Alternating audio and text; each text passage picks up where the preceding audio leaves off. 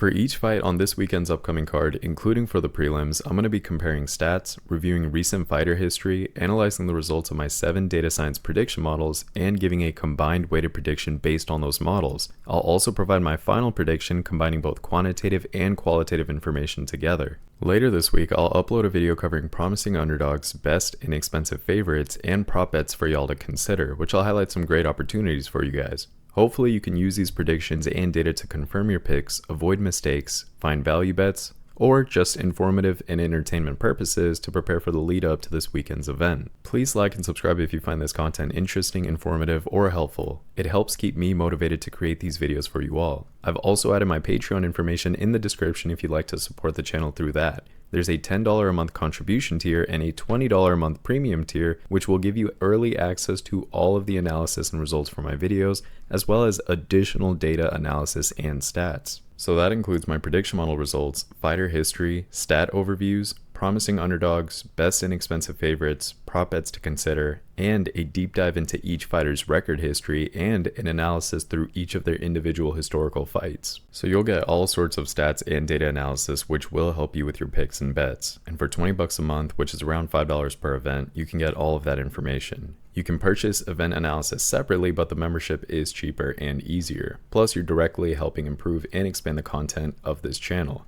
Running this data and analysis, each of the prediction models, the fight simulations, and updating the site takes hours every day and week, so I'd greatly appreciate your support. And thank you all for the recent support that you have shown. It truly means the world to me that we can share our passion for MMA and continue to build this community together. The last thing that I want to mention is that there is a BetUS promotion in the description below. If you use that link, it's an affiliate link, so if you set up your account, you'll get a promotional offer with that. I'm excited to continue working on this analysis and content for you all. Thank you guys again for all of your support. Let's go ahead and dive right into the predictions.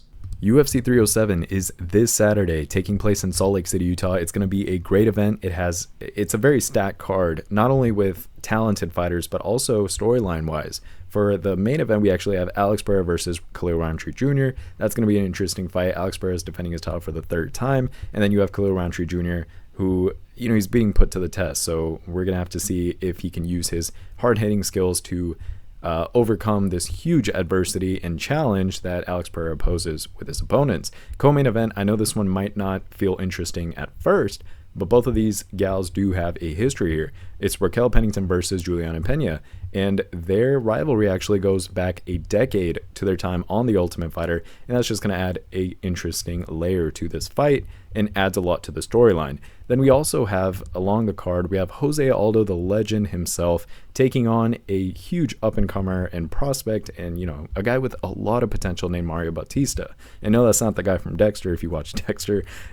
He's a really talented fighter, and this should be a very high-level fight. And then you also have Kayla Harrison versus Vieira, just to name a few. But then you also got guys earlier in the card like Stephen Thompson, Kevin Holland, and you even have Carla Esparza, fighters that we all like to watch. They're entertaining, they're talented. So this is going to be a great card, a banger of an event. Can't wait to cover each and every single fight. So without further ado, let's go and get started. I hope you guys are as excited as I am.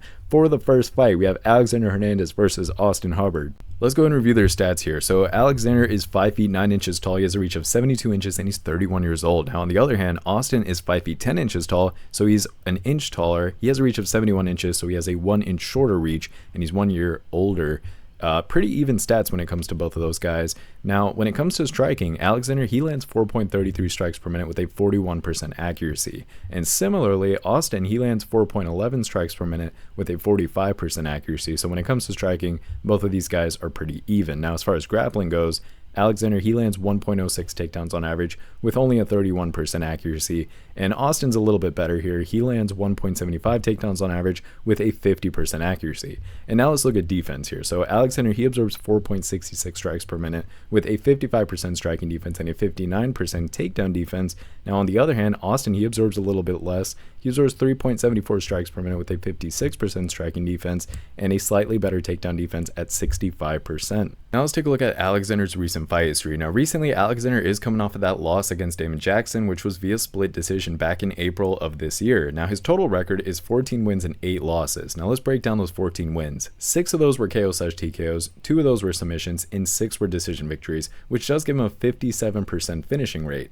Now let's break down his losses. Out of his 8 losses, 3 of them were KO/TKOs, 1 of them was a submission loss, and 4 were decision losses. He does have 7 first-round finishes, but recently he has not done well. He's only won 1 out of his last 5 fights, and he's on a 2-fight losing streak coming into this fight. Now, his most recent win was back in February of 2023, over a year and a half ago, and his most recent loss was back in April of 2024. Now let's take a look at Austin's recent fight history. Now, recently, Austin is coming off of that win against Mikkel Figlak, which was via unanimous decision. That was back in April of this year as well. His total record is 17 wins and 7 losses. Now, let's break those down real quick. Out of those 17 wins, 5 of those were KO/TKOs, 2 of those were submissions, and the other 10 were decision victories, which gives him a kind of low finishing rate of 41%. Now, let's break down his losses here. Out of his 7 losses, 3 of them were via submission and 4 were decision losses. He does have 2 first-round finishes, and recently he's done really well. He's won 4 of his last 5 fights, and he's coming off of a win into this particular fight.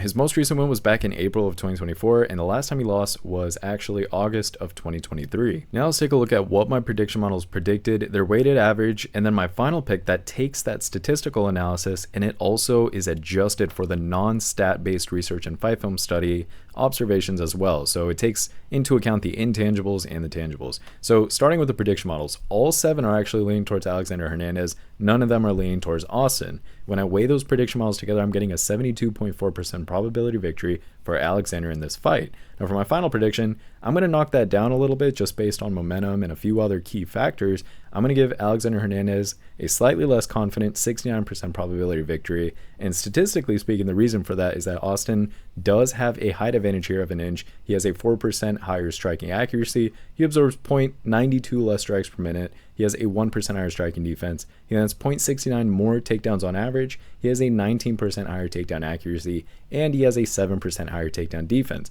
But the reason I am picking Alexander here is due to the fact that Alexander is the slightly younger fighter. He has a reach advantage of an inch here, and he lands 0.22 more strikes per minute. And there's also a lot of intangibles that are pointing towards Alexander winning compared to Austin here. So just zooming out real quick, talking about record here. Alexander, he's won 14 fights. He's finished 57% of them. Out of his 13 UFC fights, he's won 6 of those, slightly less than half. But still, he's at 13 UFC fights. He's won 6 of those. Now, recently, I do understand his momentum has been absolute garbage. But let's talk about those intangibles and some of those fight stylistic advantages that he has that could propel him to a victory here over Austin. Now, when I was looking through Alexander Hernandez's previous fights and a lot of other, I was doing a lot of research on the guy, and it was very easy, first and foremost, to pick off the fact that this guy is someone who starts on fights with a lot of aggression early on, and he also has a lot of finishing power. So I think that one of the keys to victory in this fight that really goes in his favor is that aggressive early approach that he's really used to. He's known for that explosive kind of start when it comes to fights and having that finishability. So I think that starting with the fight, he's going to try to overwhelm Austin very quickly in that first round, and I think that fast-paced type of attack is probably going to catch Austin a little bit off guard, and it might not lead to a finish, but it could wear him down over the course of the fight, do some damage on him, and that could rack up pretty quickly. Now, I also want to point to Alexander's overall superior speed and just his technical skills and really kind of hone in on that.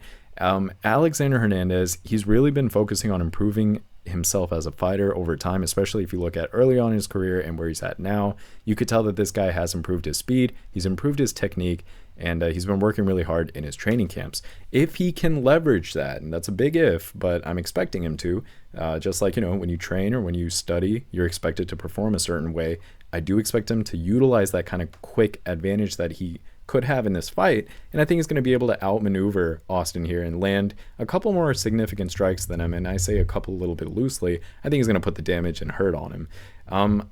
I've seen a lot of his combinations, and they look good. He has some crisp combinations, and he also has some evasive movement that I really like when it comes to a striker, and I think that that's just going to allow Alexander Hernandez to kind of rack up those points on the scorecards if the fight goes to the distance, which we'll talk about in a second. But, spoiler alert, that is what I'm expecting to happen.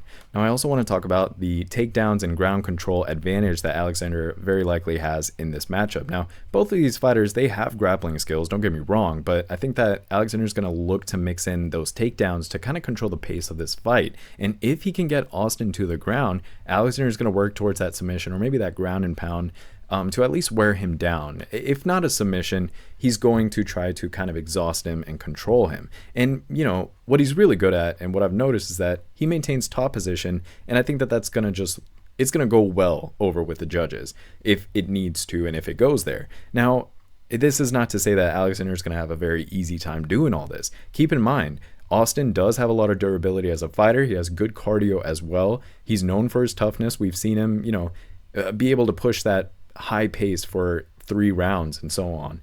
So keep that in mind. Also keep in mind that there is a high altitude because this is taking place in Salt Lake City, Utah. Just another little intangible to keep in mind that a statistical analysis cannot pick up.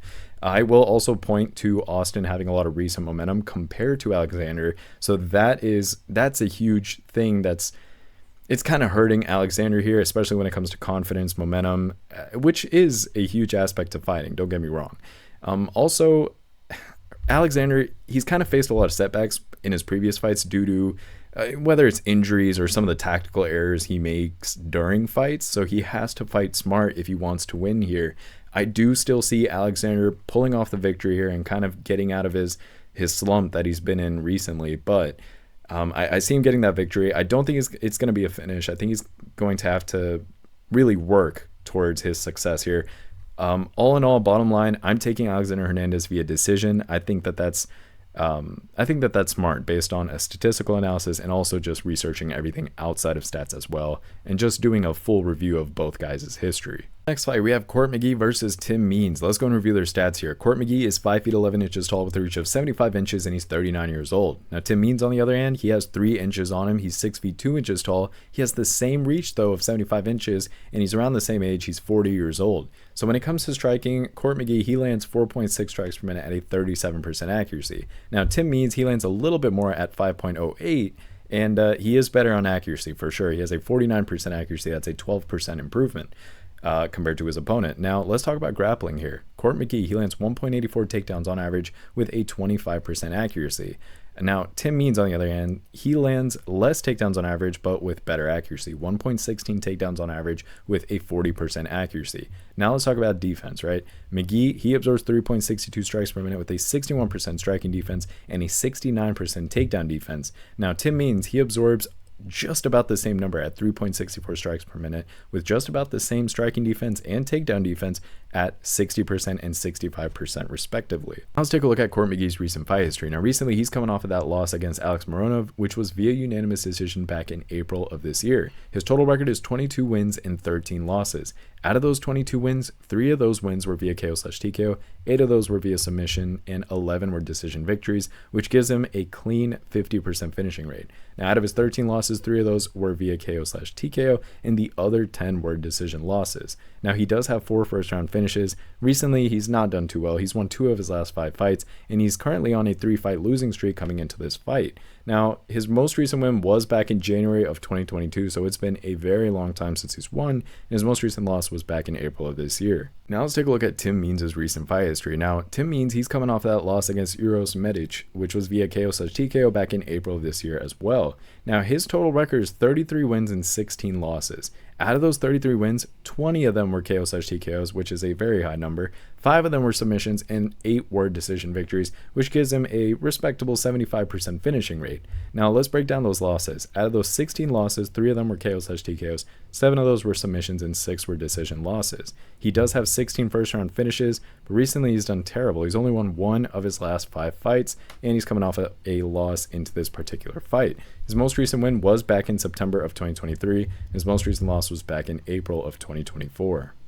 Now let's take a look at what my prediction models predicted. Their weighted average, and then my final pick that takes that and also incorporates other non-stat based research and fight film study observations and takes the intangibles into account as well. So based on the prediction models, none of them are leaning towards Court McGee. All 7 are leaning towards Tim Means. And when I weigh those together, I'm getting a 75.6% probability of victory for Tim Means. Now, for my final prediction, I knocked that down just a little bit. I knocked it down to 72% probability of victory. And that's due to the fact that Court McGee, he is a little bit younger. I mean, I know it doesn't make much of a difference here, but he absorbs a little bit less strikes per minute. He has a slightly better striking defense, and he lands a little bit more takedowns on average. He also has a 4% higher takedown defense, and he lands 0.2 more submissions on average. So statistically, he has a couple of advantages here, and there's also some stylistic reasons. But the reason that I am picking Tim Means is due to the fact that Tim Means, he does have a height advantage here of 3 inches, which, you know, could give him that a physical advantage in this fight. He lands 0.48 more strikes per minute. He has a 12% higher striking accuracy,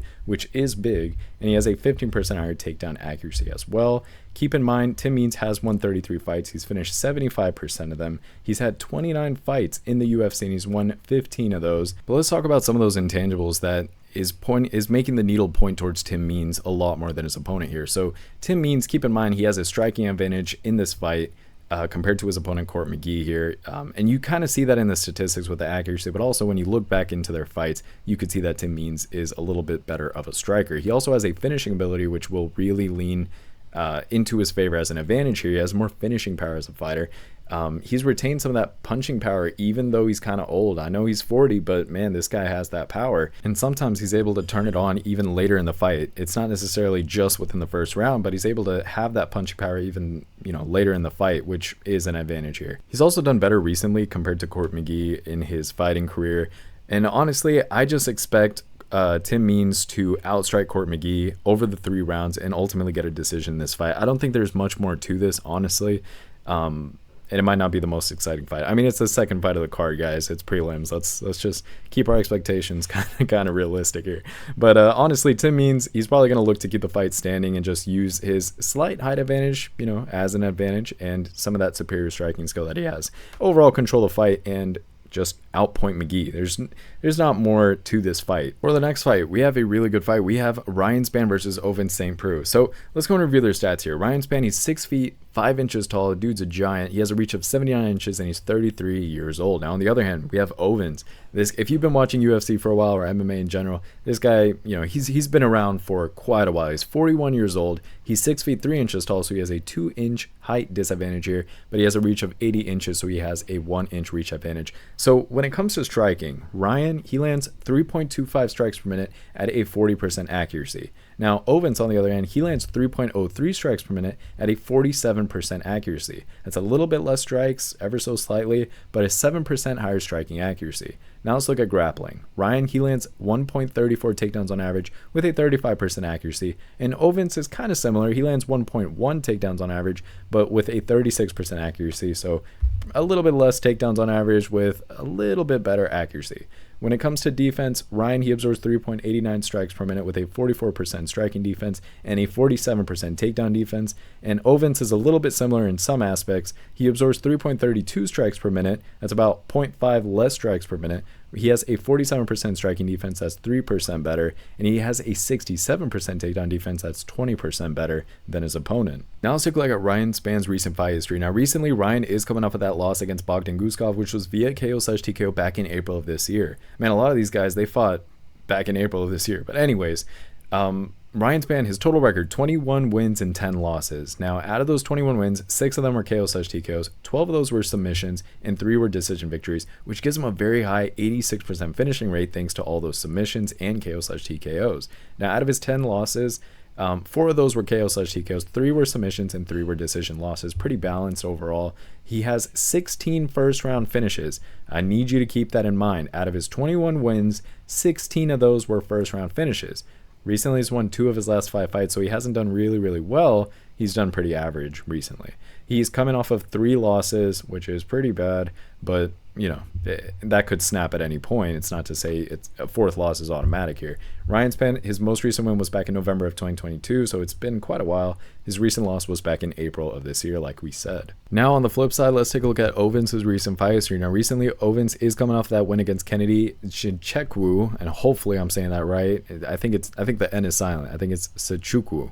Anyways, that was via split decision back in March of this year. His total record, 27 wins, 17 losses. Out of those 27 wins, 13 of those KO/TKOs, 7 submissions, and 7 decision victories. That gives him a 74% finishing rate. Now, out of his 17 losses, 5 of those were KO/TKOs, 3 were submissions, and 9 were decision losses. So sometimes this guy lets the fight, get away from his control, and if it goes to the judges, a lot of the times, he struggles with getting that victory and retaining that control. Now, he does have 14 first-round finishes. I want you to keep that in mind. 14 out of 27 victories were KO/TKOs, or first-round finishes in general, not just KO/TKOs.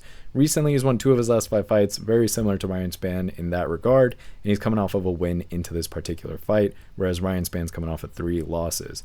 Ovince's most recent win was back in March of 2024. His most recent loss was back in February of 2023. Now let's take a look at what my prediction models predicted, their weighted average, and then my final pick that takes that and also incorporates other non-stat based research and fight film study observations as well, and it takes into account all the intangibles that a statistical analysis alone cannot take into account. So first of all of my prediction models are leaning towards Ryan Spann. None of them are giving Ovince any kind of respect. And I mean that with all sort of respect. The data is just the data. There's only logic there. It's not really... Anyways, when we weigh the prediction models together, I'm getting an 83% probability of victory for Ryan Spann. For my final prediction, I'm going to knock that down just a little bit to 81%. That's due to the fact that, Ovince is a beast. He's been around for a while. He has great experience. He has a slight reach advantage in this fight of an inch. He also does throw strikes 7% more accurately, and he absorbs 0.57 less strikes per minute compared to his opponent here, Ryan Spann. And he also has a 3% higher striking defense, slightly better takedown accuracy as well, and a 20% higher takedown defense as well. But the reason that I am leaning towards Ryan Spann in this fight is due to the fact that Ryan Spann, he does have that height advantage of 2 inches. He is 8 years younger, which is huge. He's in that range, that 30s versus 40s range, and that 8 years younger does make a difference there, at least more times than it doesn't. He does land 0.22 more strikes per minute as well. He lands 0.24 more takedowns on average, and he lands 1 more submission on average as well. Just looking at his record, he's won 21 fights. He's finished 86% of them. He's had 12 fights in the UFC, and he's won 7 of those. Recently, he hasn't done really, really well, but he still has a lot of UFC experience, and he has more wins than he does losses there. But let's talk about those intangibles and all the things that I was able to research and observe in both of these guys' previous fights. And let's talk about why I'm leaning towards Ryan Spann compared to Ovince here. So first of all, when it comes to Ovince St. Preux, so I think that this guy has shown inconsistency when it comes to his fights, and I think that Ryan Spann will probably take advantage of that. And so let's talk about OSP's over-reliance on athleticism rather than just key fundamentals of fighting. He tends to lean more on just being powerful than he does on key fundamentals in technicality, and sometimes you need a balance of both. But when you heavily rely on one compared to the other, you end up a little bit of a flawed or inconsistent type of fighter. No disrespect to the guy, though. I know he's achieved a lot throughout his career. Ovince, he also has a bit of a passive approach, and he has this overall tendency to kind of be outworked by his opponents when it comes to fights, and that's kind of reflected in his record. When you see that a lot of his losses are coming via decision, that tells you a lot about him losing some of that control as the fight progresses and goes later into the rounds. He also kind of doesn't have the best footwork, if I'm being honest, and he's not the best defensive type of fighter. And I think that that's where Ryan Spann and his aggression can really capitalize. He's going to be able to capitalize on those weaknesses, especially if he pushes a high pace like I expect him to. He's not really going to let Ovince kind of settle into a rhythm that Ovince is going to try to settle into. Now, I will also point to the utilization of grappling and submissions. Keep in mind, Ryan Spann has a very strong submission game. A lot of his wins come via submission, and so you can kind of expect him to take Ovince down quite a few times and control him on the ground and try to threaten him with those submissions, particularly that guillotine choke that he really, really loves, and it's been very effective in previous fights.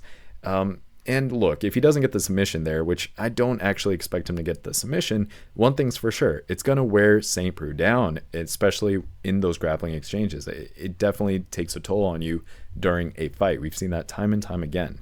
Now, I will also say that when it comes to fighting, I've noticed that Ryan Spann, he's a strategic striker, and I'll tell you what I mean by that. He's going to be able to keep Ovince at range using that height advantage that he has, and he's going to land some of those precise strikes to kind of accumulate damage over the course of the fight. And when you take account Ovince's weakness when it comes to the fight going the distance, and then this type of strategy and this type of fighter is kind of the perfect kryptonite here. So, and not only that, but Ryan Spann, he is kind of versatile. He could look for that knockout opportunity because he does have that power, and he has proven that with some of those KO/TKOs that he's gotten previously. So this guy, he has a lot of advantages coming into this fight, and I think that that's why even the odds are so highly pointing towards Ryan Spann.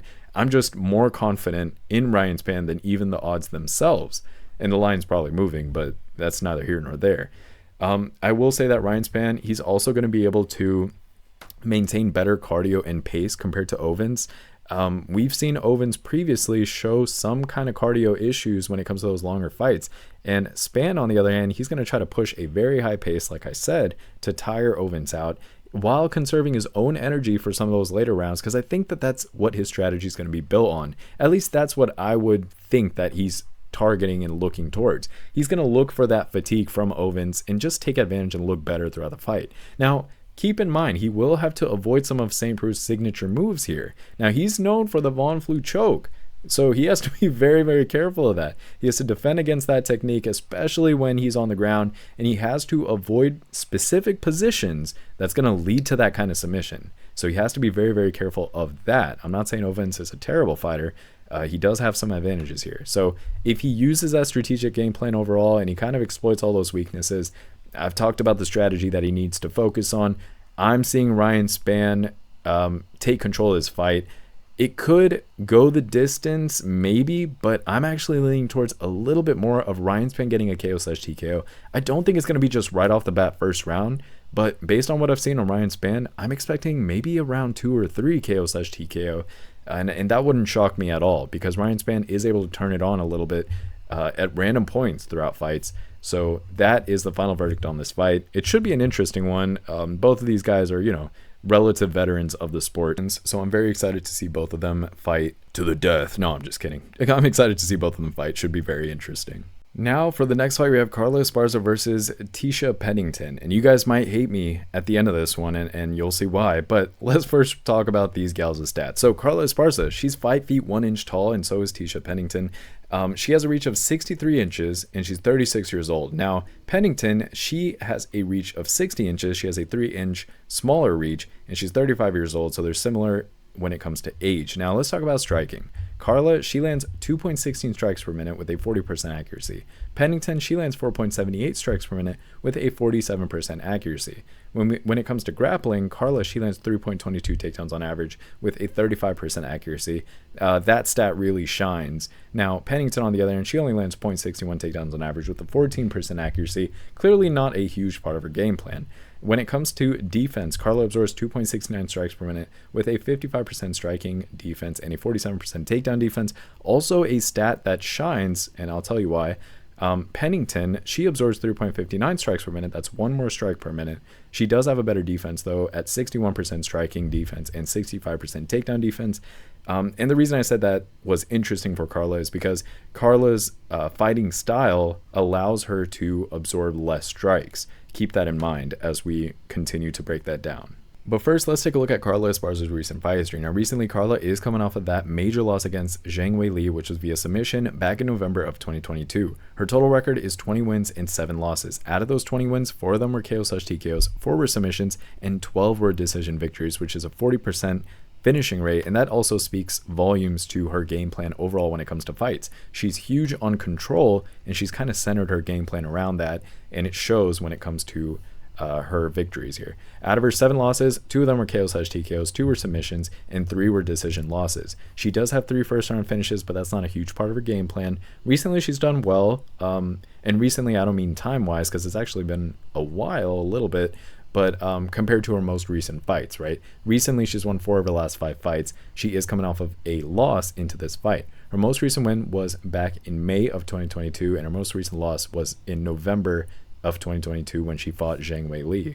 Now let's take a look at Tecia Pennington's recent fight history. She's been a little bit more active in the sense that she's had a more recent fight, but if you look before that, she was active once in 2022, once in 2021, and then twice in 2020. So not much more active than Carla Esparza. But anyways, her most recent fight, it resulted in a loss against Tabitha Ritchie. It was via split decision, and that was back in May of 2024. Her total record, 13 wins and 7 losses, and let's break those wins down. One of those was a KO/TKO, one was a submission, and the other 11 were decision victories, also very reflective of a controlling style game plan. She only has a 15% finishing rate. Now let's break those losses down.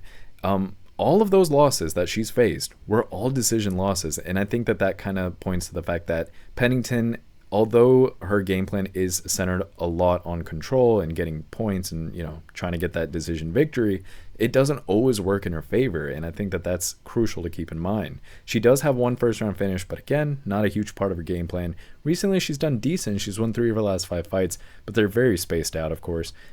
Recently, she's coming off of 2 back-to-back losses into this fight. Her most recent win was actually back in August of 2021, which was before Carla Esparza's most recent win, by the way, and her most recent loss was back in May of this year.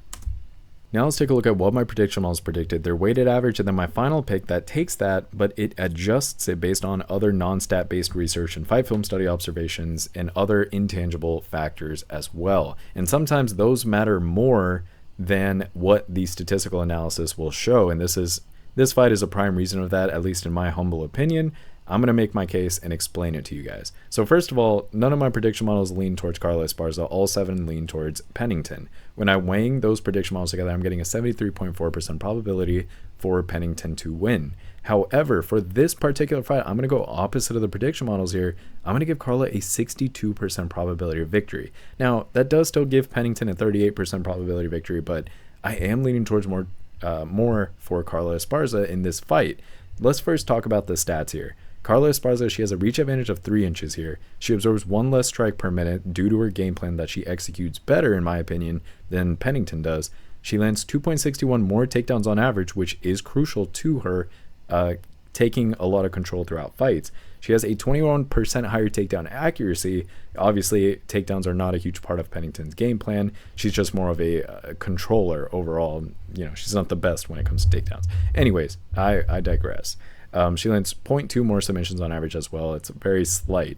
When you look at Carla Esparza's record, she's had 20 fights. She's finished 40% of them. She's had 16 fights in the UFC, of which she's won 11, and I think that speaks a lot to her experience, her skills, her preparedness, so on and so forth. Yeah, that's pretty impressive overall, especially in women's MMA, respectfully. Now, recently, she's done well. She's done better, and although she hasn't been the most active fighter, she has won 4 of her last 5 fights. Keep that in mind. But I'm not going to leave you guys there. I'm going to talk about a lot of the other stuff I noticed outside of research that really swayed my opinion on where this fight is going, and I'll explain that right now. The first thing that I want to mention about Carla Esparza is her wrestling, and I touched base slightly on this earlier, but I do really want to highlight her wrestling here. She has a great wrestling background. She was this All-American college wrestler, which was amazing. Her keys to victory in this particular fight, it's pretty simple. It's about securing takedowns against Pennington, maintaining top control on the ground, and potentially looking for those submission opportunities in this fight. Esparza's going to look to shoot for takedowns early on, and very often it's going to be a rinse and repeat type of game plan, and she's going to look to neutralize Pennington's striking advantage in this fight. Now, here's the thing. Esparza has been out of competition for a while. It's been nearly 2 years after giving birth. So in order to be successful in this fight, she would have to quickly shake that off and demonstrate her skills and conditioning and how her skills have not deteriorated during her layoff. That's one of the things that has me a little bit questioning this fight, but I'm looking past that. Here's the thing. I'm being transparent with you guys. I'm telling you guys the pros, the cons, the things to be aware of, and what I'm focusing on. So I'm just trying to be transparent with you guys. Now, when it comes to Pennington striking, and she's known for her striking, I'll say that. She's known for some of that higher volume striking style that she utilizes. Carla, she has to be able to avoid significant damage when it comes to the fight being on the feet. And I think that her fighting style allows her, or will allow her, to do that, especially when I look at her previous fights. The same thing was the case. As long as she's able to close distance effectively, which I've seen her do before, and she kind of initiates those grappling exchanges, which I get can make a fight very boring, but it's a strategy. It's a technical strategy. We have to understand that grappling is a part of MMA, and we have to respect that. So ultimately, I see this fight going the distance, if I'm being honest. Now, I know Pennington is durable. I will say that, and she does have a tendency for decisions here. So Esparza, what she's going to have to do is control the fight through her takedowns and maintaining that top position. She's going to have to accumulate those points through some of that ground control and occasionally using some of her ground strikes, but it's going to be a tough fight for Carla. I think it's going to be one of those fights where the odds makers are heavily expecting her to not win, but she's able to pull off an upset just because of those slight intangibles, and I think that is the key, honestly. They also do have a bit of a history. It's been a long time, though. It's been practically a decade, but if you guys remember, or for those of you who have watched UFC for a long time, back in the Ultimate Fighter 20, both of these gals actually faced off, and what ended up happening is there was a majority decision after the 2 rounds. After 10 minutes of the fight, Esparza defeated Pennington, and so you got to keep that in mind as well. There is a history there. Esparza was able to overcome this, but the reason that I mentioned this at the very end is because that's not going to have a big it's not a big determining factor in this fight. It was 10 years ago. A lot changes in even 1 year of MMA, let alone 10 years. But that is just one little advantage that Carla Esparza also has over Pennington. So it's not the strongest case. And this is my personal decision. I would recommend maybe you guys avoid this fight altogether, but I am personally expecting Carla Esparza to get the decision victory. That's just the case that I'm making for myself, and I totally understand. I mean, I could be completely wrong, or I could be reading this correctly based on everything that I've seen and the footage that I've seen, and Carla Esparza could get the victory here. But that's just my personal humble opinion. Moving on, though, we have Cesar Almeida, a very interesting character in this division, and we'll review why, versus Ihor Potieria. Let's go and review their stats here. So Cesar, he's 6 feet 1 inch tall. By the way, this is a guy who's defeated Alex Pereira, but that was a very, very, very long time ago. I think also practically a decade ago. But that's why a lot of people have their eyes on Almeida. He's 6 feet 1 inch tall, he has a reach of 74 inches, and he is 36 years old. Now, on the other hand, when we look at Ihor, he is 6 feet 3 inches tall, so he's 2 inches taller. He has a 1 inch reach advantage as well. He has a 75 inch reach, and he is 8 years younger at 28 years old. Now, let's talk about striking here. Cesar, he's been able to land 4.25 strikes per minute at a 61% accuracy. Now, Ihor, he lands a little bit more, 5.13 strikes per minute, with a 11% less accuracy of 50%. Now, as far as grappling goes, Cesar doesn't really have anything recorded, and neither does Ihor, so we're going to just breeze over that. When it comes to defense, Cesar absorbs 1.88 strikes per minute with a 46% striking defense and a 56% takedown defense.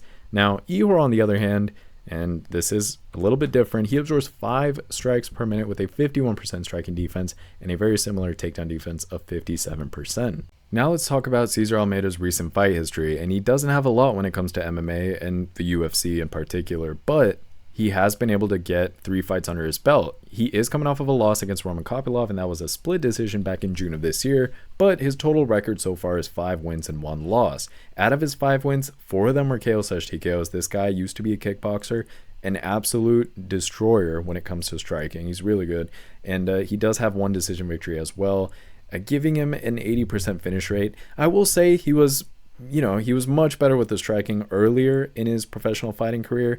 Now that he's stepping into MMA, I mean, he's not the exact striker that he was. And there's, MMA is a completely different game than kickboxing alone. So it could be understandable, whatever.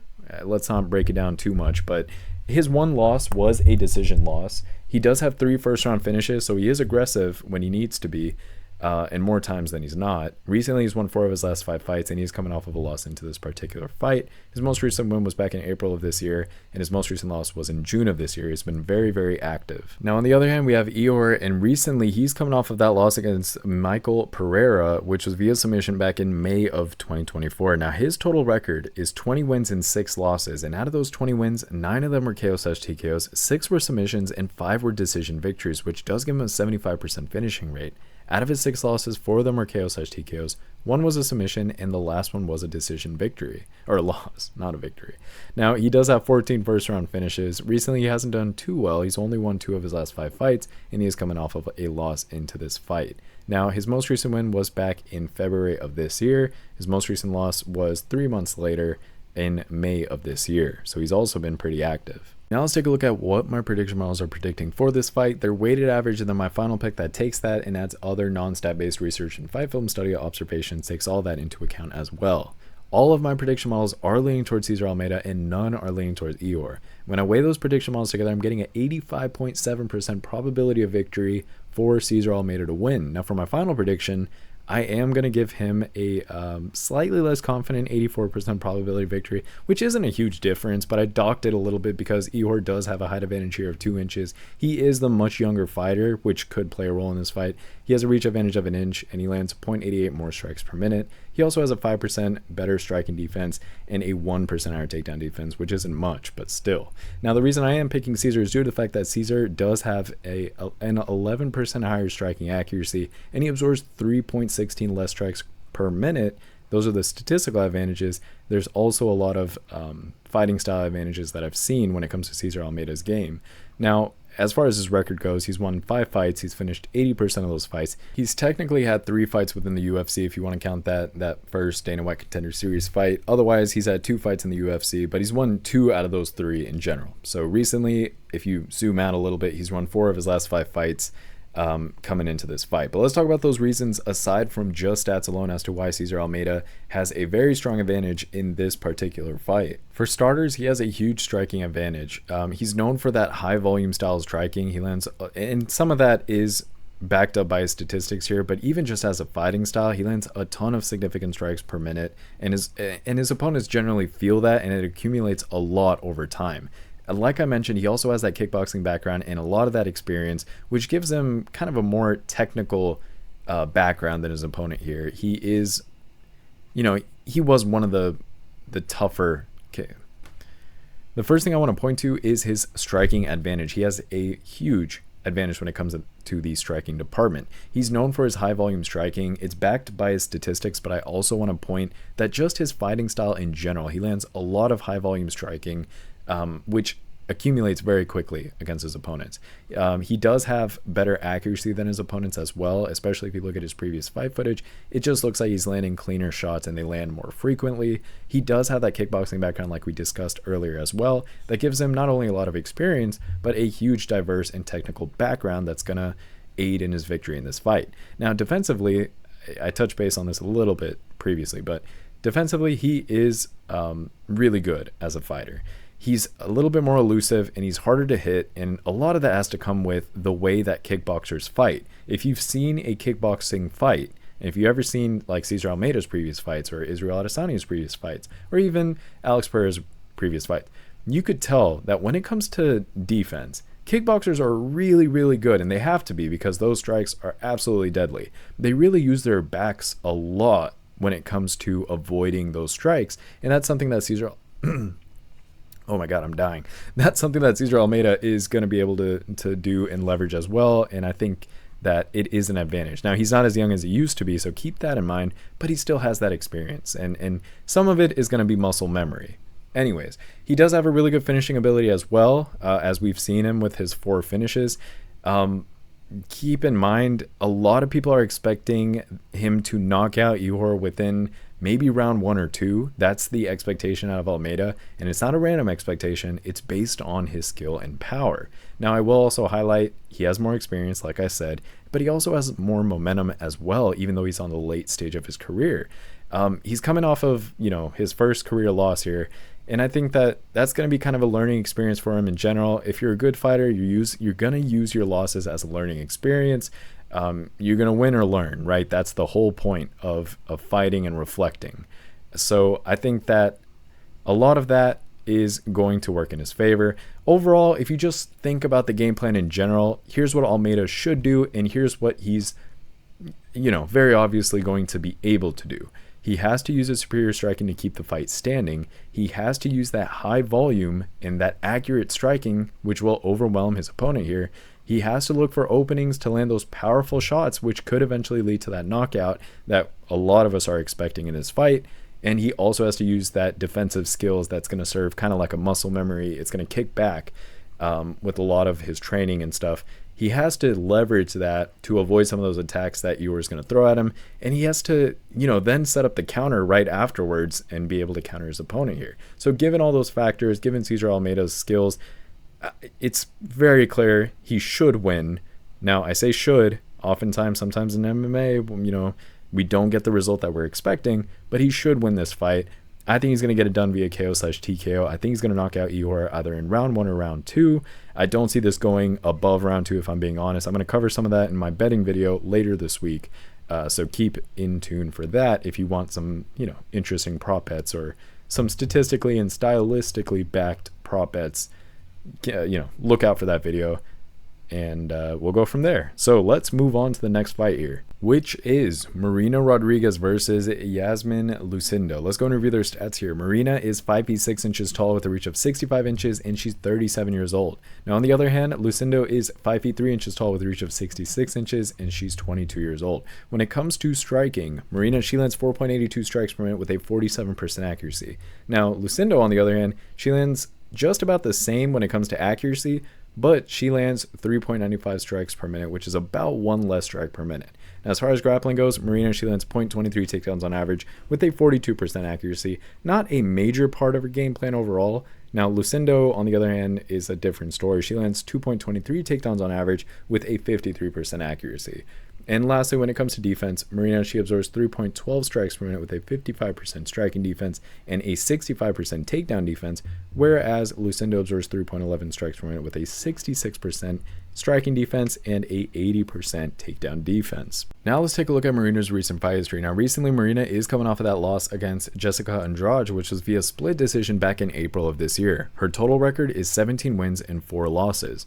Out of those 17 wins, 7 of them were KO/TKOs, 1 was submission, and 9 were decision victories, which gives her a 47% finishing rate. Out of her 4 losses, 1 was a KO/TKO, and the remaining 3 were decision losses. She does have 4 first-round finishes. Recently, though, she's only won 2 of her last 5 fights, and she's coming off of a loss into this fight. Her most recent one was actually September of 2023, so it's been a year now, and her most recent loss was back in April of 2024. Now, let's take a look at Lucindo's recent fight history. Now, recently, she's coming off of that win against Carolina Kolkiewicz. Oh my god, try saying that 30 times fast. Anyways, that was via unanimous decision back in May of this year. Now, her total record, 16 wins and 5 losses. Out of those 16 wins, 8 of them were KO/TKOs, 3 were submissions, and 5 were decision victories, which does give her a 69% finishing rate.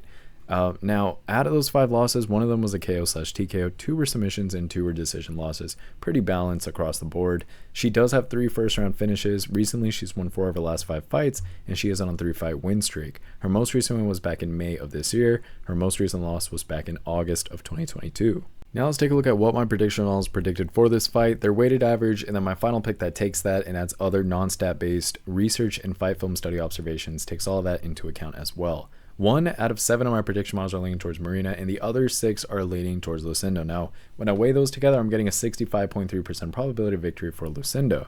After doing my research outside of stats as well, and watching these gals' previous fights, I do think that the weighted prediction is a fair one in this fight, as due to the fact that Lucindo is much younger. She has a reach advantage of 1 inch here. She absorbs 0.02 less strikes per minute. She has an 11% higher striking defense. She lands 2 more takedowns on average, has an 11% higher takedown accuracy. She has a 15% higher takedown defense, and she lands a little bit more submissions on average as well. That's a huge age gap in MMA. I mean, 15 years is absolutely insane. I digress anyways. She is 15 years younger, so keep that in mind. But anyways, let's talk about her record. She's won 16 fights. She's finished 69% of them. She's had 4 fights in the UFC, and she's already won 3 of those. Let's zoom out a little bit. She's won 4 of her last 5 fights in general, and she's coming off of 3 wins into this fight. But let's talk about those reasons aside from stats alone here. The first thing that I want to point to is Lucindo's, her stylistic advantages as a fighter, and grappling is a huge part of that, not only statistically, but stylistically. She's able to execute them very well. Not only that, but keep in mind, Rodriguez has been taken down pretty much in every single one of her fights of her last 10 fights, straight in a row. And I think that that's a huge vulnerability. And when you talk about Lucindo's advantage there in grappling, Rodriguez being taken down like that in every single fight, I mean, it's a really bad look if I'm being honest. Also, when you're just talking about stylistic advantages, you do have to keep in mind, you have a 22-year-old, someone who is 15 years younger than her opponent here, who's 37 in MMA. Also, Lucindo riding that 3-fight win streak, there's a lot of momentum. That's going to be a psychological edge here.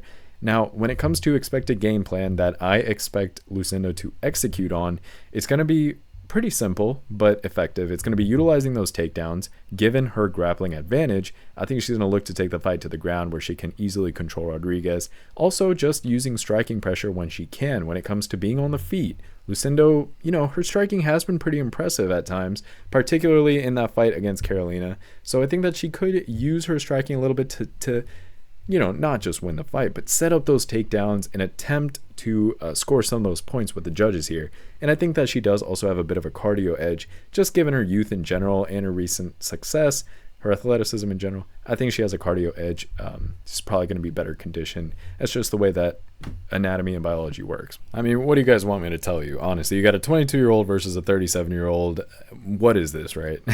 I'm just messing with you guys. So, look. Bottom line for this fight, I probably talked way more about this fight than I should have, but bottom line, I'm taking Lucindo via decision. I think it's pretty straightforward, plain and simple, and I think that the prediction models got this one pretty accurate. I wouldn't really change that reading from the statistical analysis here, even after reviewing and researching and stuff. I think 65% is fair for Lucindo to win here. For the next fight, we have Stephen Thompson versus Joaquin Buckley. This is going to be a really good fight. Let's review their stats here. Stephen Thompson, 6 feet tall with a reach of 75 inches, and he is 41 years old, although you could never tell by looking at this guy. I mean, he really has to drop that routine because he looks great for a 41-year-old. Anyways, on the other hand, Joaquin Buckley, here's the weird thing. Some websites say that he's 5'8". Some websites say he's 5'10". Make up your mind. So I split it right down the middle. I'm calling him 5 feet 9 inches tall. It is what it is. He has a reach of 76 inches. He has a 1-inch reach advantage. This guy's built very interesting. He has a very long reach compared to his height. But anyways, I digress. He's 11 years younger at 30 years old. Pretty important to keep in mind. But Stephen Thompson, I mean, he's in tip-top shape, man. The age is not a thing for that guy. So I don't know how much of an advantage that is. Now, when it comes to striking, Stephen Thompson, he lands 4.11 strikes per minute at a 46% accuracy. Joaquin Buckley, on the other hand, he lands 4.25 strikes per minute, very similar, but with a 10% less accuracy of 36%. As far as grappling goes, Stephen Thompson lands 0.26 takedowns on average at 41%, while Joaquin, on the other hand, he lands much more, 1.69 takedowns on average with a 44% accuracy. Now, lastly, when it comes to defense, Stephen absorbs 3.03 strikes per minute with a 54% striking defense and a 65% takedown defense, whereas Joaquin absorbs 3.12 strikes per minute with a 58% striking defense and a 69% takedown defense. Now let's take a look at Stephen Thompson's recent fight history. Now, recently he is coming off of that loss against Shavkat Rakhmonov. Can we really blame him for losing to a guy that's like Shavkat? I mean, an up-and-comer with insane amount of potential and talent that is being proven through each fight. Honestly, kudos to Stephen Thompson for constantly challenging himself despite being 41 years old. I have a lot of respect for this guy, not only because he's a genuinely nice human being and a good soul, but he always challenged himself in MMA, and he has this style that's kind of, it's not being used as frequently anymore. It's that karate style. Not a lot of fighters are using that. They're kind of sticking to more just fundamental styles. Your kickboxing, boxing, wrestling. But that karate style is dying out, and Stephen Thompson is one of the best guys to execute that style. He's very fun to watch. I highly recommend you guys go check out his highlights and his previous fights. It was very fun researching on him and just getting to witness those fights all over again. Anyways, this guy's total record, 17 wins and 7 losses. Not a bad record, all things considered. And it does feel like he's fought a lot more than that. But yeah, 17 wins, 7 losses. Out of those 17 wins, 8 of those were KO/TKOs. 1 was a submission, and 8 were decision victories, which does give him a 53% finishing rate. But that's not really a negative thing. He's really good at when it comes to fights, whether it's controlling them or getting a finish. Out of his 7 losses, 1 was a KO/TKO, 1 was a submission, and 5 were decision losses. He also has 5 first-round finishes. Recently, he hasn't done the best. He's won 2 of his last 5 fights, and he's currently on a 1-fight losing streak coming into this fight. His most recent victory was actually back in December of 2022. His most recent loss was in December of 2023. Now let's take a look at Joaquin Buckley's recent fight history. Now recently, Buckley is coming off of that win against Nursultan Raziboev, which was via unanimous decision, and that was back in May of this year. His total record is 19 wins and 6 losses. Out of those 19 wins, 13 of them were KO/TKOs, and that, that's a testament to his fighting style, his reach advantage. he does it really, really well. He has no submissions recorded, but he does have 6 decision victories. All in all, he has a 69% finishing rate. Out of his 6 losses, 4 of them were KO/TKOs, and the other 2 were decision losses. He does have 4 first-round finishes. Recently, he's won 4 of his last 5 fights, and he's currently on a win streak of 4 wins. His most recent win was back in May of this year, and his most recent loss, it's actually been a while, it was in December of 2022. Now let's take a look at what my prediction models predicted for this fight. Their weighted average, and then my final pick that takes that and adds other non-stat based research and fight film study observations, takes all that into account as well. So speaking in terms of prediction models, none of them are leaning towards Stephen Thompson, with all due respect, and 7 of them are leaning towards Joaquin Buckley. When I weigh those prediction models together, I'm getting a 65% probability of victory here. Now when I do research outside of stats as well, and I'm looking at these guys' previous fights, I do think in this fight that the weighted models did a good read as well. I'm not really going to change it. I'm sticking to that 65% probability of victory here. Now, the statistical things that are going in Buckley's advantage here, he is the 11-year younger fighter, and that is huge. No matter how much Stephen Thompson keeps up with his youth and his, his endurance and his training, you're not going to be, equivalent to someone who's 11 years younger than you. Buckley also has that 1-inch reach advantage here, which could play a key role, especially when it comes to his game plan. He does land 0.14 more strikes per minute as well. He has a 4% higher striking defense, and he lands 1.43 more takedowns on average. He also has a 3% higher takedown accuracy and a 4% higher takedown defense. Looking at his record, he's won 19 fights, finished 69% of them. He's had 13 fights in the UFC. I know it doesn't feel like it, but he has. He's won 9 of those 13 fights, which is huge. And recently, if you just zoom out, he's won 4 of his last 5 fights, and he's coming off of 4 back-to-back wins. But let's talk about those reasons aside from stats alone. Let me tell you guys what I've noticed, what I've researched, and what I've seen. For starters, I'm actually not going to focus on Joaquin Buckley for the first point I'm going to make. I'm actually going to focus on Stephen Thompson, man. With all due respect, I do like Stephen Thompson, not only as a fighter, but as a human being. But Stephen Thompson, his hand speed has kind of diminished over time. He's not as fast and sharp as he used to be, and I say that with a lot of respect for the guy. His cardio is also not as good as it used to be. Sometimes we see him visibly, fatigued by like the 3rd round. We've seen that a lot, or we've seen that sometimes in some of these recent fights that he's had. Also, his takedown defense, it's become a little bit less effective, and that's part of it is his age, and part of it is also just in general the karate fighting style. It's just going to be a weakness of sorts when it comes to that fighting style, and it's not something that Stephen Thompson has really ironed out, and it's diminished over time. So with all of those, the diminishing things of Stephen Thompson, I think that Buckley is going to look to push that high pace early, and it's going to do a little bit of a number on Stephen Thompson overall. It's going to tire him out, and Buckley's just going to continue to take advantage of that kind of thing, that reduced speed, that cardio, as the fight continues to go on. Also, man, I think that Buckley's going to target that lead leg. Let me just say it first and foremost. Thompson has that karate style. It's very wide. If you've seen it, it leaves you very vulnerable when it comes to those low kicks. Now, Buckley, man, he's good at those leg kicks. He's going to look to chop at Thompson's lead leg with those low kicks every time that it's an option. He's going to take advantage of that every single time that there's an opportunity there. And what that's going to end up doing is limiting Stephen Thompson's mobility and some of that kicking power. What happens is when someone is hacking away at your leg when it comes to a fight, that really does take a toll on your ability to land powerful kicks and even have that mobility in trying to strike with your kicks. It's just not as good at that point.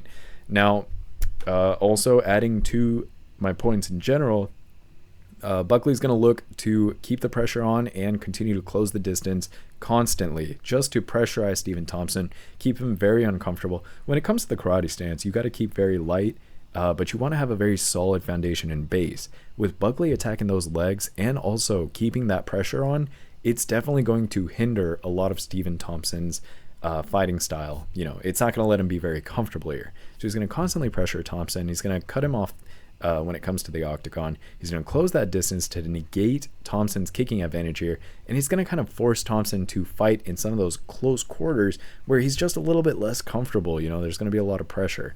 Now, also when it comes to takedowns and ground control, keep in mind, we know it's not a huge part of Buckley's game plan here, But taking Thompson down and kind of controlling him when he needs to, I'm not saying he's going to do it the whole fight, but when he needs to do it, he can also utilize that. That makes him a bit of a diverse threat for Stephen Thompson.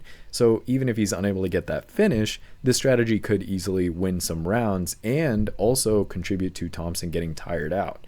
I will also say one thing I noticed is that Buckley is really good at timing his counters here. When Thompson strikes, one thing I noticed is that when he strikes, he uses a little bit of a head movement. When it comes to like that attack that Stephen Thompson does, he kind of moves his head just a little bit, and I think that it could make him a little bit vulnerable to Buckley's shots if Buckley's able to counter strike as soon as Thompson comes a little bit forward, especially if he focuses on that center line. Maybe I'm reading a little bit too into this, and I had too much fun looking into both of these guys' fight film footage and stuff, but that's just something that I noticed here. I will say a little bit more about disrupting rhythm here. Thompson, he kind of hops when he moves, and part of that is that karate style, but he kind of hops when he moves, and that's to disrupt his opponent's timing. Now Buckley, he has to avoid falling into this predictable rhythm that Stephen Thompson's going to look to keep early on, and he has to kind of go based off his own rhythm here and establish some dominance in this fight. I think that Buckley's going to use all of this and a lot more to get the victory against Stephen Thompson here. I will say that Stephen Thompson's pretty good at executing his style. He has a bit of a tricky style when it comes to fighting, but Buckley should be able to secure victory here regardless. Yeah, there's not much more to it. Thompson, I mean, he is highly skilled. He's a dangerous opponent, regardless of his age, honestly. But Buckley will have to be, a little bit careful in this. I don't think that Buckley's actually going to be able to catch Thompson, especially given Thompson's ability to avoid some of those finishing types of strikes and stuff. I think he's elusive, and that's going to play a key role. I think this one's going to be kind of scrappy, but it's going to get to the judges, and Buckley's going to get a unanimous decision victory. It's going to be a fun fight, though, man. Just like that Stephen Thompson-Kevin Holland fight. Very, very fun to watch. Just instantly iconic. Speaking of Kevin Holland, what a great segue. The next fight is Roman Dolidze versus Kevin Holland himself. Let's review these guys' stats here. Roman Dolidze is 6 feet 2 inches tall with a reach of 76 inches, and he's 36 years old. Then we have Kevin Holland, who is an inch taller at 6 feet 3 inches tall. He has a 5-inch reach advantage here, which is key, especially when it comes to Kevin Holland's game plan style.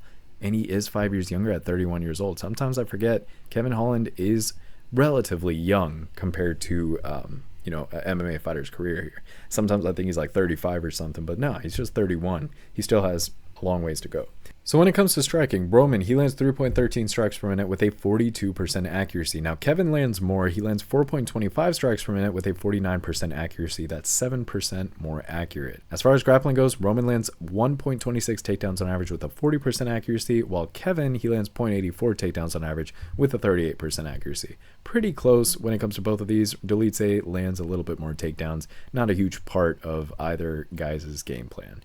Now, lastly, when it comes to defense, Roman absorbs 3.37 strikes per minute with a 50% striking defense and a 33% takedown defense, whereas Kevin, on the other hand, he absorbs 3.2 strikes per minute with a 50% striking defense and a 54% takedown defense. Now let's take a look at Roman Dolidze's recent fight history. Now recently, Roman is coming off of that win against Anthony Smith, which was via unanimous decision back in June of this year. Now, his total record is 13 wins and only 3 losses. I forget sometimes this guy has only lost 3 times. Out of those 13 wins, 7 of them were KO/TKOs, 3 were submissions, and 3 were decision victories, which gives him a very respectable 77% finishing rate. Out of his 3 losses, all 3 were decision losses. He does have 7 first-round finishes, which is impressive out of his 13 wins. And recently, he has won 3 of his last 5 fights. He's done decent, and he's coming off of a win into this fight. His most recent win was just a few months ago in June of this year, and his most recent loss was back in February of this year, so he's been active as well. Now let's take a look at Kevin Holland's recent fight history. Now recently, Kevin is coming off of that win against Michael Olajejczyk, which was via submission back in June of this year as well. His total record, 26 wins and 11 losses, very active. Out of his 26 wins, 13 of those were KO/TKOs, 9 of those were submissions. So submissions are a big part of Kevin Holland's game plan, but you wouldn't suspect that based on his grappling stats alone. and 4 of those were decision victories, which all in all gives Kevin Holland an 85% finishing rate. So this guy, he finishes his fights all right. Out of his 11 losses, 1 of them was a KO/TKO, 3 were submissions, and 7 were decision losses. He does have 13 first-round finishes. That means out of half of his victories, out of half of those 26 fights, victories, he's gotten the first-round finish in 13 of them. Recently, he's won 3 of his last 5 fights. Really good. He's currently coming off of a win into this fight, very similar to Roman Dolidze there. His most recent win was back in June of 2024. His most recent loss was back in March of 2024. So now let's take a look at what my prediction models are predicting for this very fun fight, the weighted average that they have, and then my final pick that takes that and adds other non-stat based research and fight film study observations and takes that into account as well. 2 of 7 of my prediction models right here are leaning towards Roman Dolidze, and 5 are leaning towards Kevin Holland. And when I weigh those together, I'm getting a 59% probability victory for Kevin Holland. Now for my final prediction, I'm actually going to bump that up a little bit. I'm going to give Kevin Holland a 62% probability victory. And statistically, that's due to the fact that Kevin Holland, he does have a little bit of a height advantage here. He's 5 years younger. He has a reach advantage of 5 inches, which I think will play a crucial role in this fight. He lands 1.12 more strikes per minute, and when you pair that with that reach advantage, that can become a very dangerous combination. Also pairing with that, a 7% higher striking accuracy, which will play a key role in how the fight plays out. He not only that, but he also absorbs 0.17 less strikes per minute, so he's defensively ever so slightly a little bit better, and he has a 21% higher takedown defense as well. So he just, all in all, seems like the better fighter in this fight. Let's look at his record real quick just to recap. He's won 26 fights, finished 85% of them. He's had 22 fights in the UFC, of which he's won 13. Recently, he's won 3 of his last 5, and he is coming off of a win into this fight. But let's talk about all the reasons, aside from just stats alone, as to why Kevin Holland, has several advantages and keys to victory compared to Roman Dolidze in this fight. Kevin Holland is the more superior striker when it comes to fighting. He has better striking skills and better accuracy compared to Roman Dolidze, and that's backed up by the statistics, but also just if you look at his previous fights, it's backed up by his fighting style as well. You can tell that this guy lands a lot, and he lands a lot more. Now, he is going to have to kind of keep the fight standing overall, although, if it does go to the ground, it's not like he hasn't had submissions before, but I think that it would be smart for him to just keep the fight standing, and I think he's going to look to do that. And I think he's going to do a pretty good job overall at doing that, especially because of that reach advantage. He's going to be able to kind of maintain that distance and pick Dolidze apart from the range with his strikes. He's really good at that. Also, utilizing his takedown defense kind of leans into that. He's going to have to showcase some of that takedown defense in order to prevent Dolidze from, just scrambling and taking the fight to the ground. And I will say Kevin Holland has kind of improved his takedown defense over time. So, he's going to have to keep that into play in this fight. He's going to utilize his speed and volume. Kevin Holland, he's a slim guy, and he is very quick and fast, and he also lands a lot of volume thanks to his jab and thanks to his reach. He kind of has like this flicker style, and he's able to just piece you apart. And he makes it very entertaining. He's very fun to watch, very fun fighter. Anyways, he's going to have to avoid those grappling exchanges, like I said, just continue to stay focused, and I think he also has a cardio advantage compared to Dolidze here. If he can push that pace and kind of drag this fight into the later rounds, he can really hone in on that cardio advantage, especially because this fight, keep in mind, is in Utah, Salt Lake City, Utah. There's going to be elevation, so just some important things to keep in mind. Now, this is a good fight, though, because it's going to be a close one. I'm not going to say Holland has a clear advantage here. Dolidze, he does have that grappling, and he does have a lot of power, and that will pose a lot of challenge to Kevin Holland, especially if he gets caught. So he has to be careful here, but I do think ultimately Kevin Holland will win, and I'm going to give him that 61% probability victory here, just a little bit above what the statistical models gave him at 59%, but I think they did a pretty good job here all in all. So final verdict, I think this one will go to the judges here. I think Kevin Holland will get a unanimous decision victory. For the next fight, we have Vieira versus Kayla Harrison. Let's go and review their stats here. Kayla is 5 feet 8 inches tall, and so is Kayla Harrison.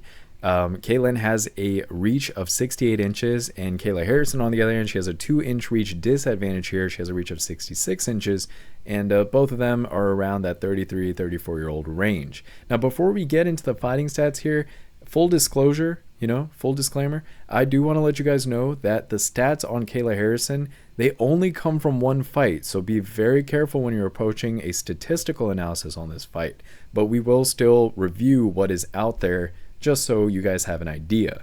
I like to be transparent with you guys. I tell you guys important context when it comes to data. So when it comes to striking, Ketlen, she lands 3.04 strikes per minute at a 41% accuracy. Now Kayla, on the other hand, lands 7.52 strikes per minute just based on that one fight, and she has 71% accuracy. See how it's absolutely crucial to understand that her stats come from only one fight? Because if you look at that under the assumption that this is a bunch of fights or throughout her career, you would be like, man, she is one hell of a striker. 71% accuracy and lands 7.5 strikes per minute. No, you have to take a step back, and I will let you guys know of that for every single time that is a thing. If there's only one fight that the stats come from, I will definitely let you guys know that. So that's just my due diligence in my analysis. Anyways, now let's go over to grappling here. As far as grappling goes, Ketlen, she lands 1.51 takedowns on average at a 44% accuracy. Now Kayla, 4.42 on average with a 40% accuracy. Take that with a little bit of a grain of salt here. And when it comes to defense, Ketlen absorbs 3.92 strikes per minute with a 51% striking defense and a 92% takedown defense, whereas Kayla absorbs 0.29 strikes per minute. Wow, magical. Only 0.29 strikes per minute. Wonder how that happened. With an 83% striking defense. Whoa, she avoids 83% of strikes, guys. And she has a 100% takedown defense. Wow. It's only one fight. So, full, transparency. So now let's take a look at Ketlen Vieira's recent fight history. Now recently she is coming off that win against Pennington, which was via unanimous decision, and that was back in July of last year. Now her total record, 14 wins and only 3 losses. Out of her 14 wins, 2 of them were KO/TKOs, 4 were submissions, and 8 were decision victories, which gives her a 43% finish rate. But keep in mind, her fighting style, her game plan, it's a lot more control-oriented than it is finish-oriented. Anyways, out of her 3 losses, one of those was a KO/TKO. The other 2 were decision losses. She does have 3 first-round finishes. Recently, she's done decent. She's won 3 of her last 5 fights, and she is coming off of a win into this fight. Her most recent win was back in July of 2023, and her most recent loss was back in January of 2023. Now let's take a look at Kayla Harrison's recent fight history. Recently, she's coming off of that win against Holly Holm via submission, which was back in April of 2024. Her total record in MMA in general, 17 wins and only 1 loss. Out of her 17 wins, 6 of them were KO/TKOs, 7 were submissions, and 4 were decision victories, which just gave her a 77% finishing rate. Her one single loss was a decision loss. She does have 9 first-round finishes. Recently, she's won 4 of her last 5 fights, and she's coming off of 2 wins in a row into this fight. Her most recent win was back in April of 2024, and her most recent loss was actually all the way back in November of 2022. Now let's take a look at what my prediction models predicted, their weighted average, and then my final pick that also takes into consideration non-stat based research and fight film study observations as well. Surprise, surprise, based on the stats, the prediction models, none of them are going towards Ketlen Vieira, and all 7 are going towards Kayla Harrison, and that's because it was one fight. We've talked about this, right? So this is why it's very important to not only consider the stats themselves, but also to branch off and, do those qualitative research things that I like to do as well. Look at previous fights, do some research, look at training, look at fighting styles, take in all the qualitative stuff, the intangibles that stats can't do. This fight is a huge reason as to why that's important here. But anyways, now when I weigh those prediction models together, I'm getting an 82% probability of victory. For my final prediction, I'm actually going to bump that up to 84%. So this isn't one of those scenarios where the stats are completely lying to us and, the confidence is leaning towards the other fighter. Kayla Harrison is dominant, and I do expect her to win this fight as well. So I think that 82-84 range is pretty accurate. The odds, what are they doing? They're doing 85%. So I think that the analysis overall is, pretty... it agrees with each other here. So let's talk about those reasons why overall. Just speaking off of the stats that we have, Kayla Harrison, she lands a lot more strikes per minute at 4.48. Again, only one fight. I say this over and over again, but She has a 30% higher striking accuracy. She absorbs 3.63 less strikes per minute. She has a 32% higher striking defense, and she lands 2.91 more takedowns on average. She has an 8% higher takedown defense, and she lands 1.6 more submissions on average. Let's look at her record. 17 fights, finished 77% of them, has had one UFC fight, and she won that one. And recently, she's won 4 of her last 5 fights. In fact, she's coming off of a 2-fight win streak coming into this fight. But let's talk about those reasons aside from stats alone, probably the most important part of this prediction for this fight. A lot of Kayla Harrison's advantages in this fight are going to be sourced in wrestling and grappling. Keep in mind, and in case you don't know, Kayla Harrison has an Olympic judo background and very strong wrestling skills, and those are going to be key factors in this fight. Not only statistically is she good in all this in that first fight, but in general, she's really, really good in those areas of MMA. She also has striking power. Keep in mind, she has finished quite a few fights. I think what was it? Let me go back. She's finished 6 fights via KO/TKO, 7 of them via submission. So she's not just a grappler. She does have power behind her hands as well, and that could make her a dual threat when it comes to fighting. She could be a threat on the feet as well as on the ground. She has really good submission skills as well. She's proven her ability to finish fights on the ground historically in her previous fights. And, keep in mind, we saw that arm triangle choke victory over Holly Holm in her debut. She kind of struggled getting it a little bit, but we're still going to, give her a good job in that performance. She also has really good defensive skills overall. She's able to prevent her opponent from doing too much damage on her. A lot of that has to do with grappling and, being able to take control of your opponent before they can really put the hurt on you. Recently, she's, done really well. She's on a lot of people's radar, and I think what the UFC is doing is they're trying to make her into a huge star within the UFC. And so there's a lot of eyes on her and to see if she's going to be able to grow. Some people will call that an industry plant. It is what it is. I'm not going to share an opinion on it necessarily. I'm just giving you guys my research overall. I think that when it comes to her likely path to victory here, she has to use striking to set up those takedowns. I think that is key over and over again. Once she gets the fight to the ground, she has to just use her power and her strength to control Vieira on the ground, and then eventually, hopefully, look for a submission or to implement a lot of ground and pound and maybe even get a TKO with that ground and pound. I will say that Vieira does have pretty good takedown defense overall, but Harrison, she just has a little bit of an elite grappling background, and especially technically, she's just very, very talented in what she's been able to do previously in her career in general, her athletic career. So all in all things considered, I'm taking Kayla Harrison. I think she's going to be able to get that submission. I don't think it's going to be immediate or fast, but I do think she's eventually going to be able to get a submission. So that's where I'm leaning on this fight. Up next, we have Jose Aldo versus Mario Bautista, one of the fights on this card that I'm probably most excited for. This fight is going to be amazing for several reasons. Let's first review these guys' stats. Jose Aldo, 5 feet 7 inches tall. He has a reach of 70 inches, and he's 38 years old. But the way the guy's been fighting recently, you would never be able to tell. This guy has made a career comeback of the century. On the other hand, we have Mario Bautista, a huge up-and-comer. He's been proving himself time and time again. The guy's a great fighter. It's basically a youthful guy with a lot of potential. He's been proving himself time and time again versus a veteran, a legend of the sport. Now, Mario Bautista, he's 5 feet 9 inches tall. He has a reach of 69 inches, and he's 31 years young. He's 7 years younger than Jose Aldo here. Now, when it comes to striking, Jose Aldo lands 3.63 strikes per minute with a 46% accuracy. Mario, he lands a little bit more. He lands 5.69 strikes per minute with a 48% accuracy. So be a little bit careful about the defensive stats that I'm about to go over, and let's see if Jose Aldo is better defensively when it comes to striking defense. As far as grappling goes, first let's talk about grappling. Jose Aldo, he lands 0.51 takedowns on average with a 53% accuracy. Mario, he lands 2.25 takedowns on average with a 44% accuracy. Another, statistical advantage that Mario has. Now, lastly, when it comes to defense, Jose Aldo, he observes 3.73 strikes per minute with a 60% striking defense and a 91% takedown defense. Now, Mario, he absorbs about 4 strikes per minute with a 53% striking defense and a 66% takedown defense. It is absolutely important to note, Jose Aldo, he absorbs less strikes per minute thanks to his fighting style and his advantages and his elusiveness as a fighter. and he also has a 60% striking defense, which is going to neutralize a little bit of Mario's volume game.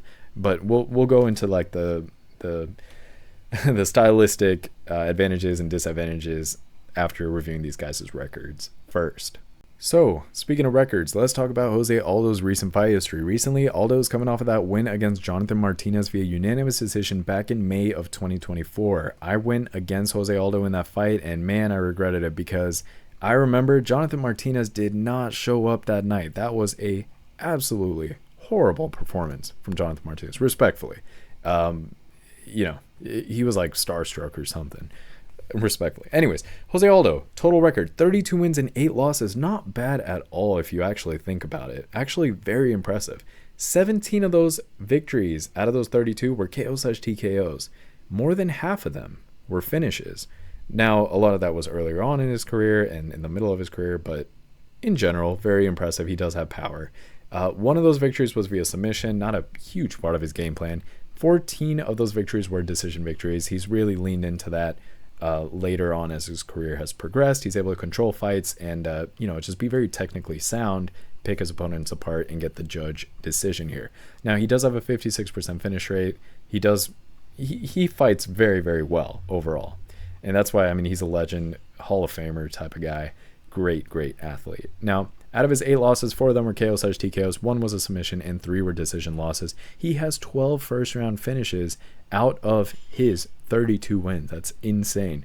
Recently, he's won 4 of his last 5 fights at 38 years old, and he is coming off of a win into this fight. His most recent win was back in May of 2024, just a few months ago. His most recent loss was actually all the way back in August of 2022, which he does not get enough credit for. It's been quite a while since he's lost. At one point in Jose Aldo's career, especially a few years ago, it looked like it was a wrap for the guy. He did not look good. He was getting loss after loss, and he was struggling a little bit. But he's had one of the greatest turnarounds when it comes to his career, and he's proven a lot of people wrong time and time again.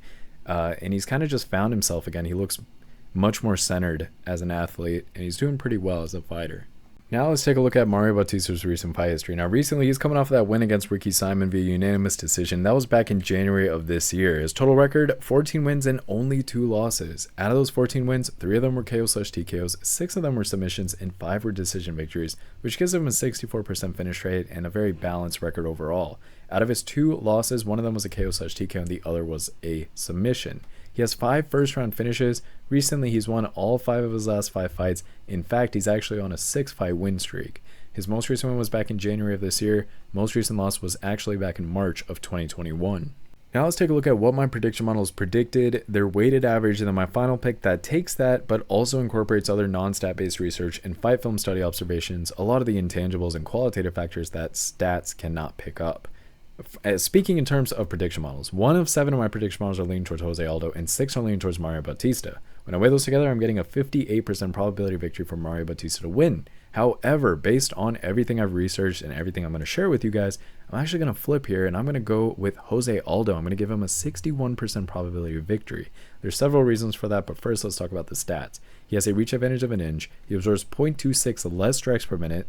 He's more evasive and defensively sound as a fighter, not just statistically, but stylistically when you observe him in his fights, especially recently. He has a 7% higher striking defense as well. He has a 9% higher takedown accuracy and a 25% higher takedown defense.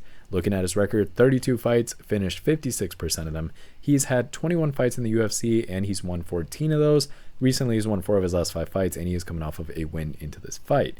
But let's talk about all the reasons, aside from stats alone, as to why I think Jose Aldo is going to be able to pull off a huge upset here. And for starters, I do want to really talk about his superior striking defense. Aldo, he absorbs fewer strikes per minute, and that really shows in his fights. Again, not just statistically, but when you see Jose Aldo fight and when you see him evade some of those shots, I think that is a bit underrated, and he doesn't get enough credit for that kind of thing. And that's the kind of defensive skill that will allow him to avoid some damage, especially when fighting a guy like Mario Bautista, while continuing to land his own shots and countering. Now, I will also say when it comes to takedown defense, he has great takedown defense. There's also a huge experience gap between these two guys. Jose Aldo, he's a veteran of the sport. We all know him. We all love him. He's one hell of a fighter, Hall of Famer. Really good fighter. He's veteran savvy. And I think that experience, it definitely translates into fights. And his previous fight is a huge example of that. If you don't believe me, rewatch that fight. You're going to be absolutely shocked at the performance that his opponent put on and that he put on. Anyways, speaking of counter-striking, I said this a little bit earlier, but Aldo is absolutely known for his masterful ability to control fights and counter-strike very effectively. And he's going to use his defensive skills paired with that to kind of draw Bautista in, and he's going to allow Bautista to make some mistakes and then capitalize immediately with those counters. Also, Jose Aldo with those leg kicks, man, it's not a huge... It's not very well known. I mean, you would have to have watched Jose Aldo's fights to see that into play, but if you have, you know that Jose Aldo is very well known for devastating, deadly leg kicks. And he's going to use those to slow Bautista down in this fight and kind of limit his mobility. That's another threat that Jose Aldo possesses. Also, Jose Aldo, he's really good at just controlling the pace of a fight, kind of slowing things down to his liking. And we've seen it frustrate some of his opponents before, especially some of the more aggressive guys. You know, their plan is not working. They get a little bit frustrated here. And I see Bautista, the younger fighter, falling into that trap as well, like a fly in a Venus flytrap. Now, Jose Aldo, one other thing I want to mention about him, he's really good with his angles here, and he utilizes his clinch work when he really needs to. So his ability to create those angles and kind of work effectively in the clinch could be two additional key factors that could prevent Mario Bautista from getting the expected victory here. Now, one other thing I will say is Jose Aldo, the guy is extremely adaptable, especially not just, after losses and stuff, but he's very adaptable when it comes to mid fights and just assessing what's going wrong and what he needs to do. He keeps his cool, he keeps his calm, very, very composed. He's been through this his entire life, pretty much. So he's going to reflect with each round, with each minute. He's going to read Mario Bautista. He's going to be able to reflect. He's going to exploit some of those weaknesses that he can quickly pick up on because of all of his experience and his adaptability as a fighter. I will say Bautista, of course, he's a rising talent. He's on a crazy win streak. He's done very, very well. But I think that this is one of those cases where you should not doubt Jose Aldo again. I think Jose Aldo gets a victory here, and we see him do very, very well. All in all, I'm taking Jose Aldo via decision. That is my verdict for this fight, and I'm sticking to it. That's my story. I'm sticking to it. I'm confident in it. I like what I've seen from Jose Aldo recently, and I don't want to just go for someone just because they have a shiny record and they're kind of younger. Those aren't valid reasons to me, and I think the odds makers are making a mistake by not considering Jose Aldo's abilities. For the next fight, we have our co-main event championship fight. Raquel Pennington, current champ, versus Julianna Peña, former champ. Let's go and review their stats here. Raquel is 5 feet 7 inches tall with a reach of 67 inches. She's 36 years old. Now, on the other hand, Julianna Peña, she's an inch shorter at 5 feet 6 inches tall. She has a 2-inch reach advantage at 69 inches, and she's 35 years old. Now, let's talk about striking. Raquel, she lands 4.14 strikes per minute with a 52% accuracy. Peña, on the other hand, she lands 1 less strike per minute at 3.16 strikes per minute with a slightly less accuracy of 47%. As far as grappling goes, Pennington lands 0.9 takedowns on average with a 27% accuracy, while Peña, she lands 1.94 takedowns on average with a 55% accuracy, and that's a huge discrepancy there.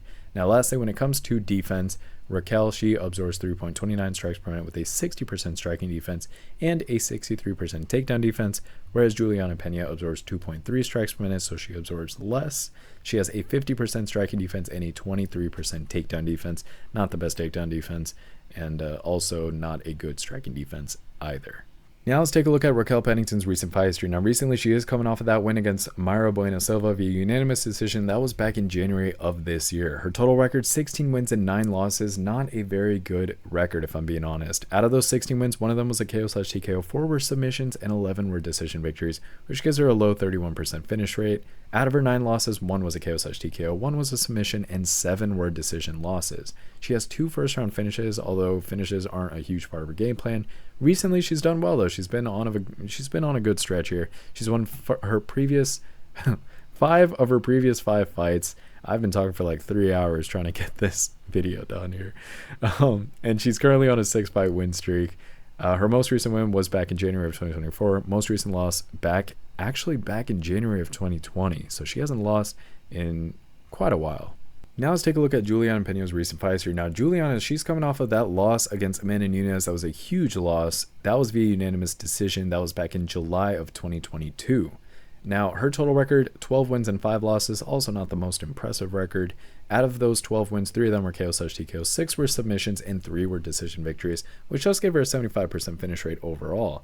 Out of her 5 losses, 1 was a KO/TKO, 2 were submission losses, and 2 were decision losses. She does have 4 first-round finishes. Recently, she's won 3 of her last 5 fights, pretty decent, but she is coming off of that huge pivotal loss into this fight, where she didn't look very well or prepared, honestly.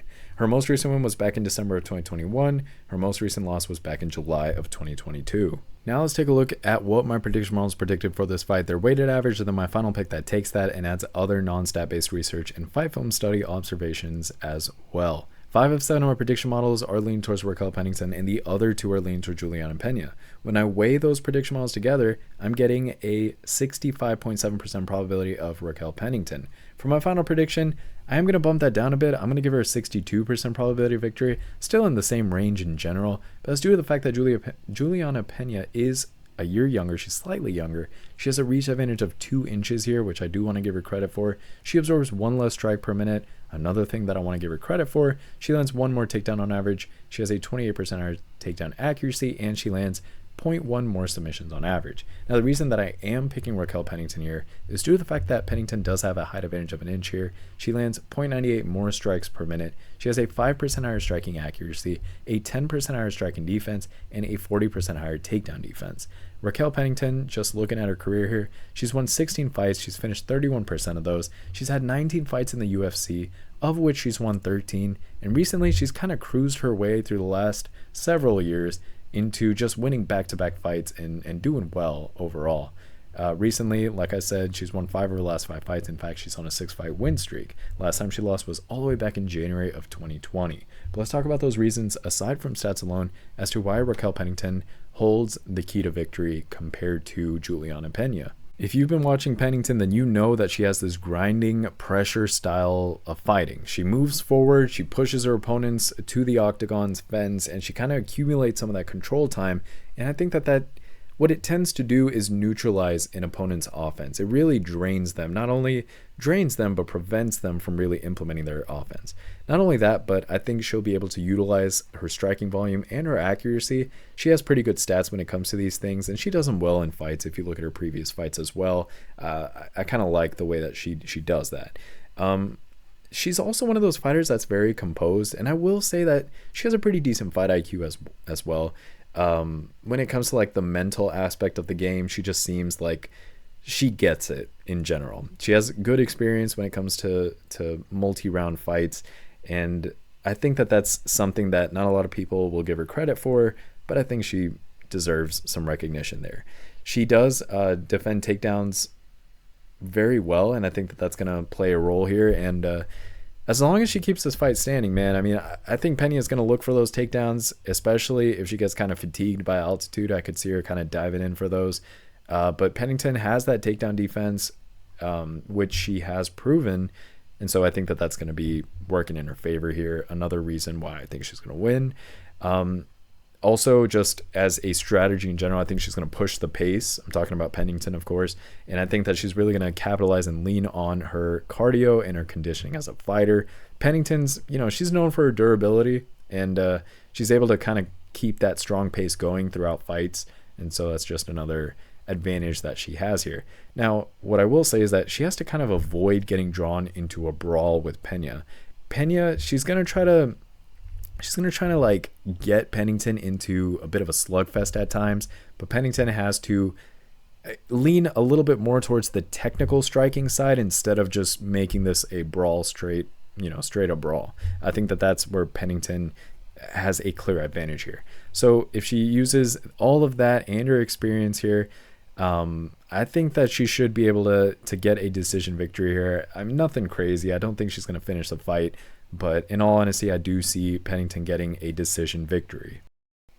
For the next fight, we actually have our main event of the evening. We have Alex Pereira versus Khalil Rountree Jr., a very, very interesting fight. Let's review their stats here. Alex Pereira, 6 feet 4 inches tall. The dude towers over a lot of people. He has a reach of 79 inches, and he's 37 years old.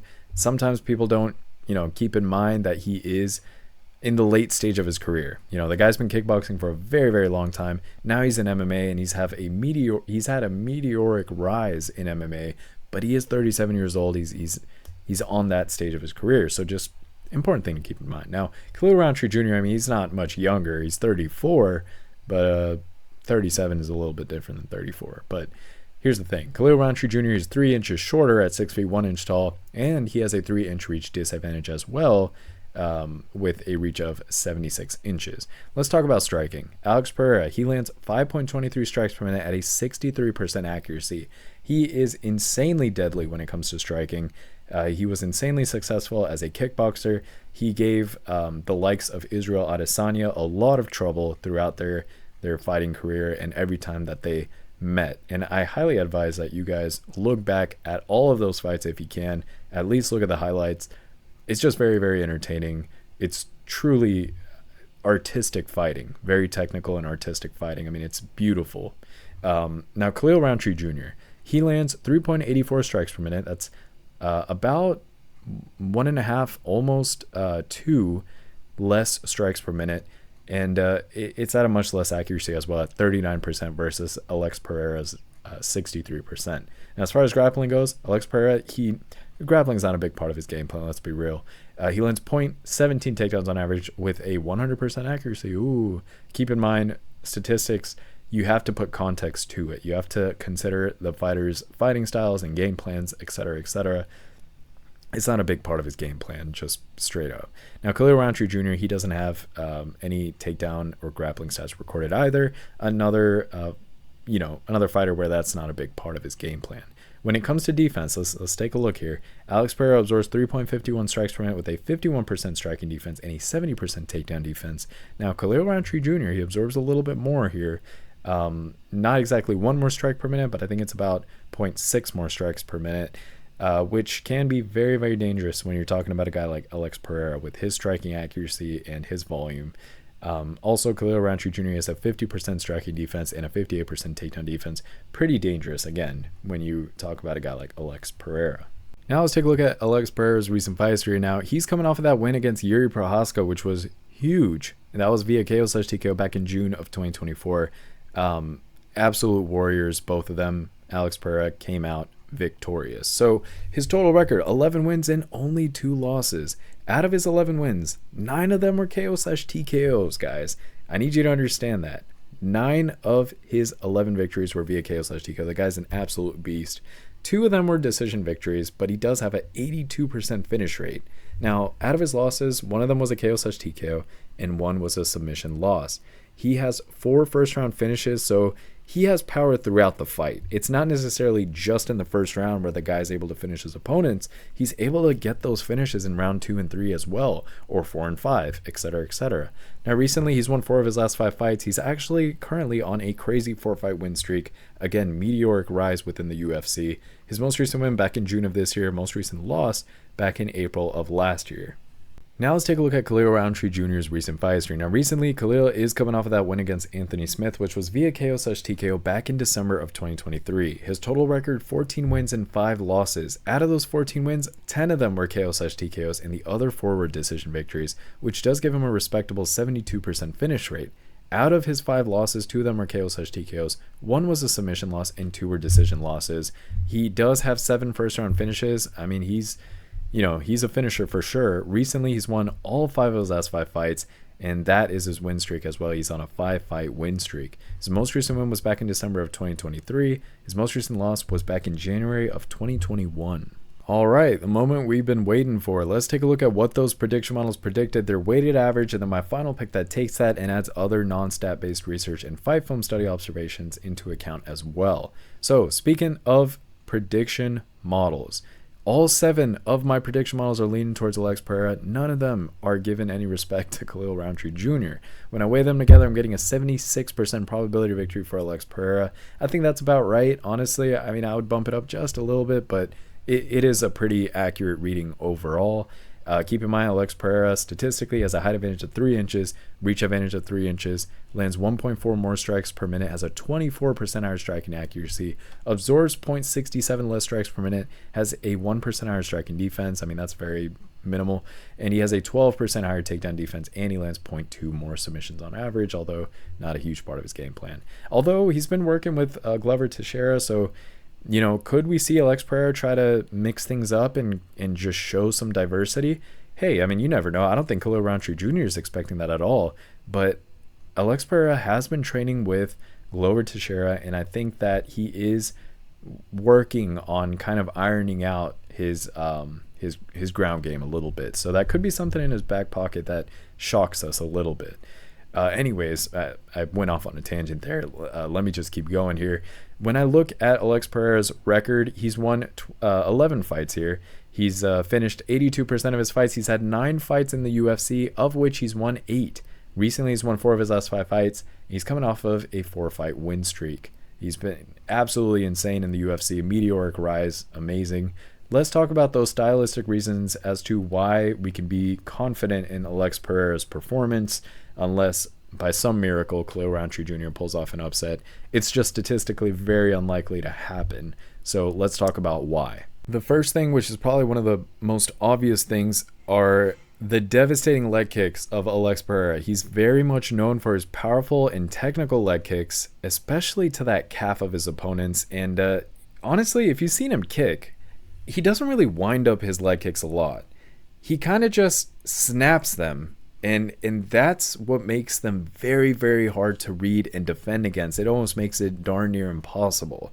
So if he targets Rountree's legs, that could compromise his mobility and power. And when you take that into consideration with Khalil's, striking accuracy disadvantage and stuff like that, it can really hinder the chances that Khalil could have for victory. Now, I will also say Alex Pereira has superior striking technique, probably one of the best strikers.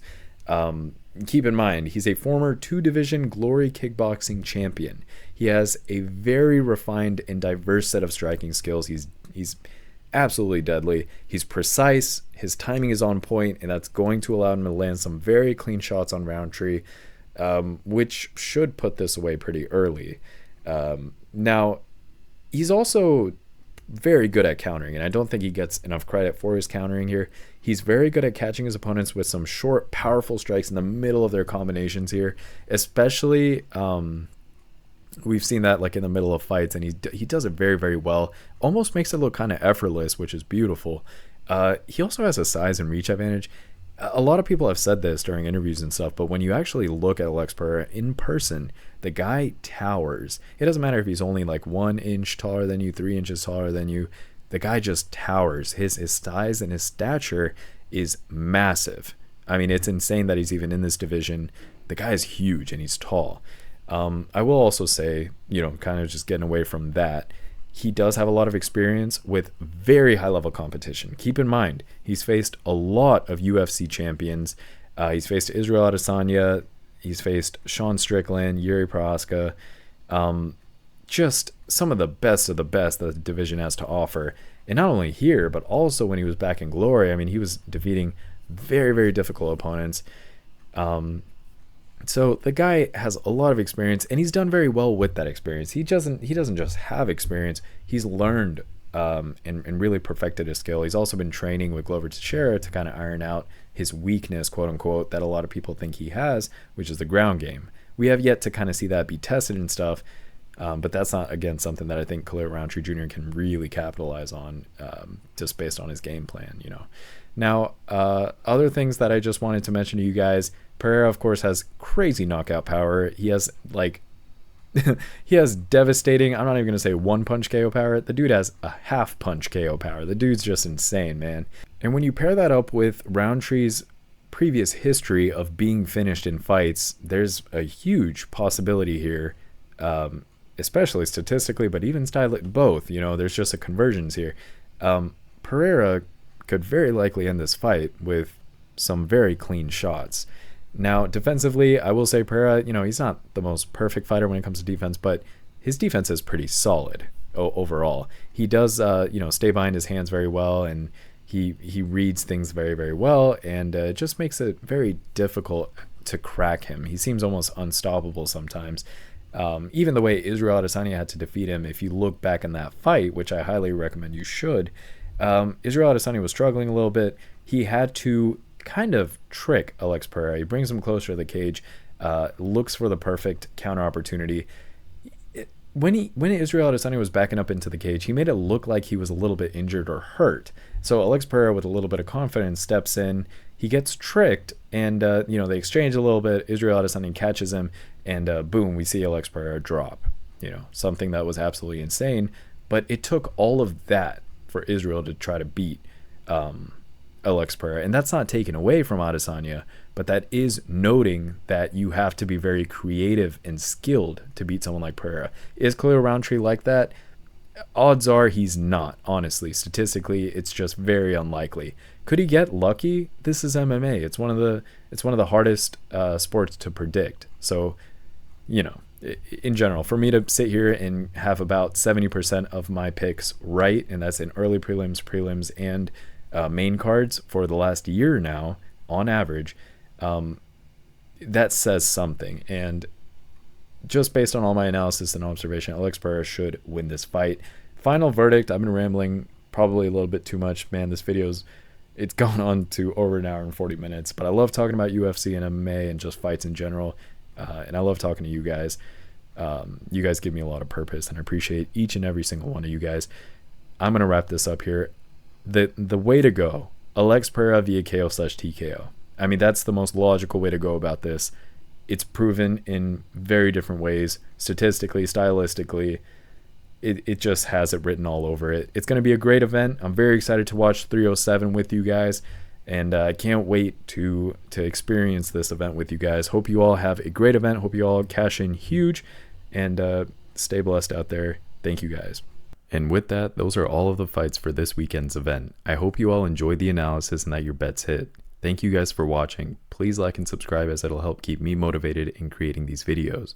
Running this data, analysis, prediction models, and creating charts and graphs takes hours every day and week, so your support is always appreciated. Please also check out my Patreon if you'd like to support me through there. There's a $10 a month contribution option and a premium $20 a month option, which comes with early access to all of the analysis from this video, as well as promising underdogs, favorites, prop bets, and all of the extra data analysis and stats as well. This analysis, information, and these stats will help you with your bets, and it'll help support my efforts to continue providing and expanding content for you all. So please check out that Patreon if you want to show me some love and help me out there. Thank you all once again for watching, and as always, see you guys in the next one.